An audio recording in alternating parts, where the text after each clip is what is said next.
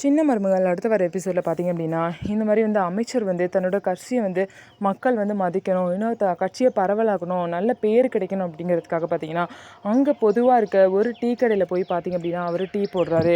அமைச்சரே டீ போடுறத மக்கள் எல்லாம் பெரிய விஷயமா பார்த்துட்ருக்காங்க.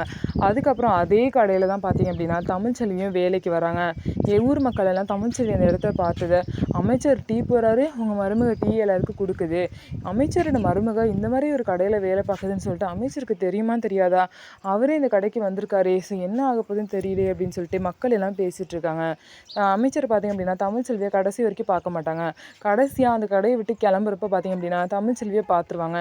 நீ என்ன பண்ணுற இங்கே அப்படின்னு கேட்கும்போது, நான் இங்கே தான் வேலை பார்க்குறேன் மாமா, பார்ட் டைமாக, காலையில் கொஞ்சம் நேரம் சாயந்தரம் கொஞ்சம் நேரம் வேலை பார்க்குறேன் அப்படின்னு சொல்லுவாங்க. உடனே பார்த்திங்க அப்படின்னா அமைச்சரும் அவங்களோட தம்பியும் ரொம்பவே டென்ஷன் ஆயிடுவாங்க.